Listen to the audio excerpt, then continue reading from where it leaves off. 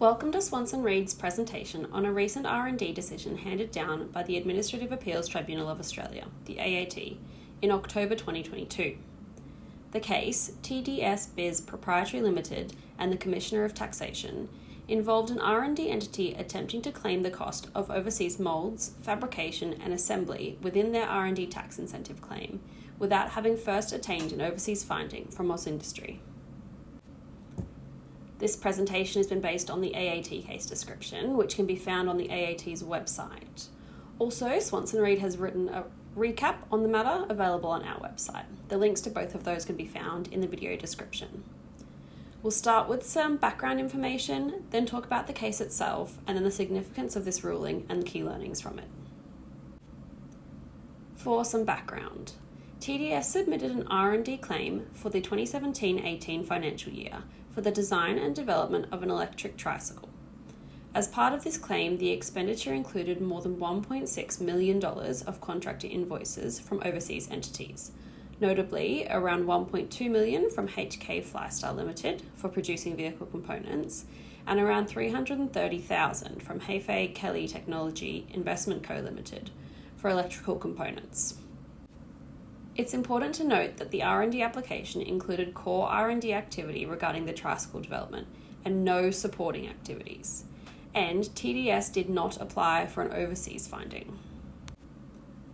After the claim was submitted in July 2019, the ATO notified TDS that they would issue an amended assessment where the roughly $1.6 million of contractor invoices that were classified as R&D notional deductions would be reclassified as general deductions under Section 8-1 of the Income Tax Assessment Act 1997. This was because TDS did not have an overseas finding under paragraph 28C1A of the Industry Research and Development Act 1986 in respect of overseas activities. Additionally, a notice of assessment of shortfall penalty of around $350,000 was imposed. Later that month, TDS submitted a variation request to AusIndustry, registering supporting R&D activities. The variation request reclassified the construction and cost of the tricycle prototype from a core R&D activity to a supporting R&D activity. However, the variation request made no mention of the fact that the supporting activities were conducted overseas to produce the components for the prototype. In August 2019, the variation request was in essence approved by AusIndustry. In September 2020, after they'd made that variation, TDS objected to the ATO's notice of assessment, which the ATO then disallowed. TDS then sought review of this decision by the AAT. During the case, in October 2022, the AAT aimed to determine 3 points. 1, whether TDS was entitled to the R&D tax incentive for its supporting R&D activities, noting that they didn't have an overseas finding in that period. 2, whether TDS was liable to an administrative penalty, and 3, whether the amount of the administrative penalty imposed for the 2017-18 year, the $350,000, was warranted. On the first point, the AAT ruling stated that the R&D tax incentive is largely only available for activities solely conducted in Australia. In limited circumstances, the law has extended the benefit of the R&D tax incentive to overseas activities covered by a finding. An overseas finding is required for paragraphs 355-210 1D and 1E conditions, pursuant to subparagraphs 355-210 1D2 and 1E2 to apply. Those paragraphs note that the relevant activities are those which are conducted for the R&D entity solely outside Australia and are covered by an overseas finding. There was no contention that TDS's supporting activities did constitute supporting R&D activities for the purposes of the Income Tax Assessment Act 1997.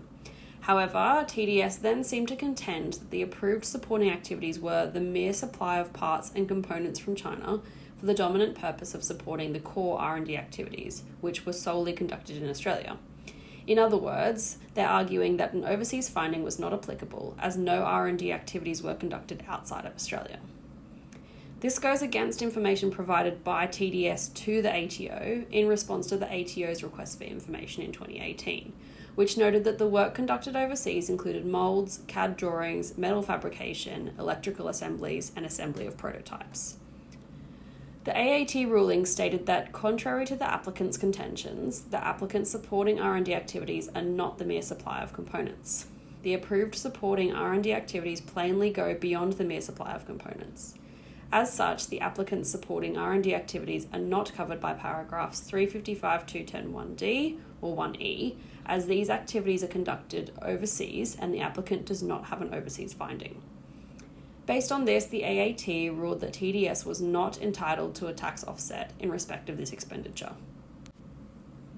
On points 2 and 3, regarding the penalty, the AAT ruling stated that, given the significant size of the amount of tax offset the applicant claimed, a reasonable person in the circumstances would have taken steps to ensure that it was entitled to claim the tax offset.